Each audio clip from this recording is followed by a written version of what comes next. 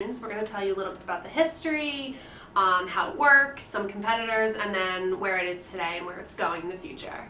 We're going to start out with history. It started in January 2001, January 9th to be exact, by Jeff Robin and Bill Kincaid, who made SoundJam MP3. Now, Apple bought this application, SoundJam, which was just a downloading music way to download music, things like that.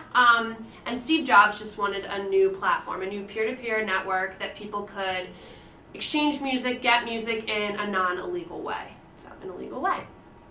Basically, iTunes has gone from iTunes 1 to iTunes 11, so it's grown across the years. It's focused on its visual presentation. It's made it easier to use, so when you go to iTunes, you want to get your music as quick as possible, and that's how they've evolved over the years between iTunes 1 and iTunes 11, which is the current version. They've also made it more adaptable with the new MP3 players that have come out. So this is iPhones, iPod Nanos, things like that. So as there were new iPods invented, there was new things on iTunes invented to make it more compatible.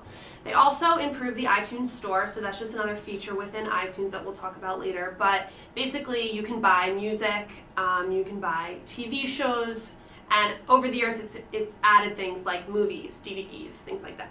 And then just to cap it off, it's just had more features. So it's added a DJ, it's added things like a radio, which is really cool, kind of like Pandora, where you can just listen to a mixture of songs. So it's constantly improving, constantly impressing its audience, and just being the best it can. Now we're going to go on to about iTunes, how it's used with Redeem. Okay, hello, I'm going to tell you a little bit about iTunes and how to use iTunes. And, well, iTunes has several features that make it the most superior downloading application or music application. And these features have great benefits such as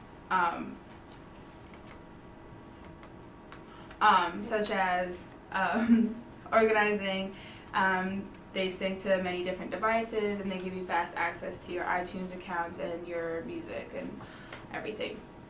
It also has frequent automatic updates, like Natalie said, and so one of the features is the iTunes library. It's an easy way to organize your music files, and you can get music from your computer, the CD, or the internet. And along with iTunes is the Genius, and this has three major components. And one is creates playlists from existing iTunes library. Two, it creates genre-specific mixes, and it suggests new music at the iTunes Store from the user's music history. The iTunes Store has many selections from the newest releases to upcoming releases and the single of the week.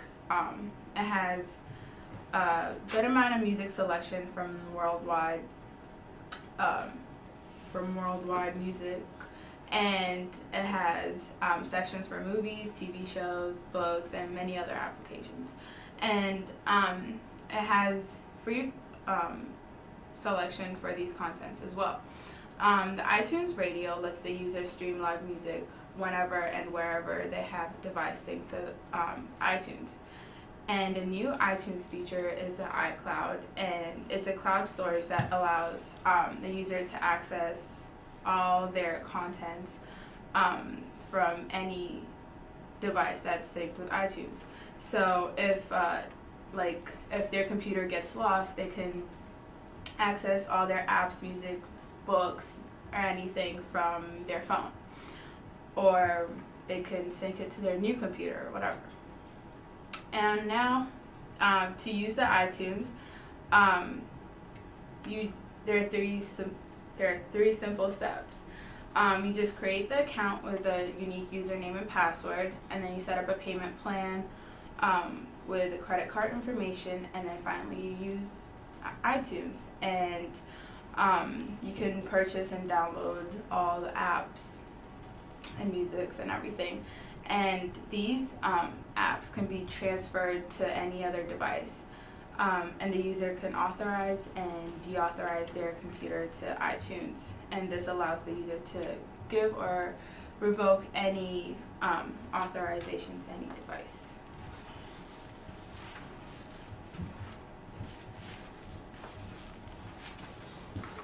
Hello, my name's Fred. I'll be going over the competitors to iTunes. When it comes to sources of obtaining music, there are a few different ways. The first would be physical copies. Then you have purchasing digital files through iTunes or any other way. Then you have streaming music, and you have downloading music illegally.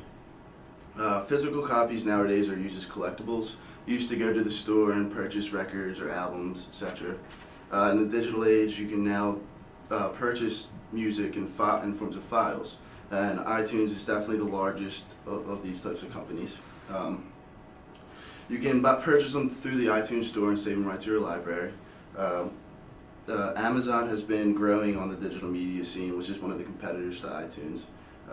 With the success of their ebooks and Kindles, they have now been moving on to digital media, including digital music.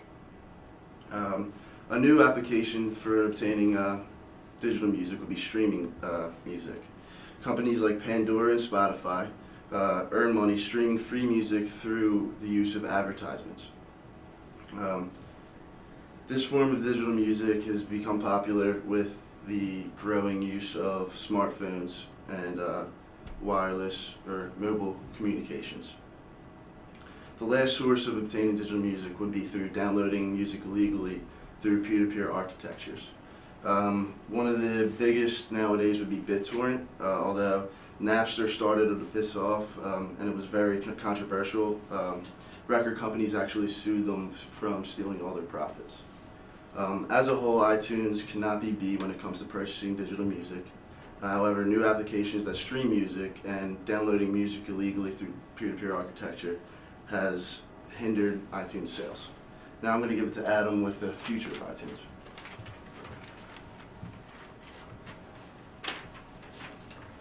Though it doesn't seem like it, the iTunes Store is 10 years old already. The past 10 years have been very successful, and just earlier this year they announced that they topped a total revenue of $4 billion for the fiscal second quarter. So the underlying question is, will they see the same success in the next 10 years, or will they have to undergo some type of change? There's two main factors that say that they will. The first and less intimidating factor is iTunes competitors, and the second main reason is because consumers changing attitudes towards media. This is directly related to our changing value of media. For example, 15 years ago, if you wanted to buy a CD, you'd go down to the record shop, look for your favorite artist, and buy a CD for, let's say, $15. You were usually pretty satisfied with that value for said media. Today, things like illegal downloading begin to eat away at that notion of media. TV and movie subscription services like Netflix also give that illusion of media that's cost-free. This is why our attitudes are starting to change towards media. Why would someone buy a movie or two on iTunes for, let's say, $30 when they can watch 15 in a month on Netflix for just a low monthly subscription fee for, let's say, like $13? So obviously, to stay in the game, iTunes needs to enter the media streaming industry. One advantage that they already have is that services like Netflix and Hulu Plus require you to subscribe and sign up for their service, enter your credit card information, stuff like that. Whereas iTunes kind of already has you in their system, and they can make it look like a cool new upgrade rather than a whole new experience. We know that iTunes has far surpassed its initial expectations, but its original model is growing old, and it's going to have to do something new and innovating if it wants to see the same success in the next 10 years as it did in this past decade. Thank you.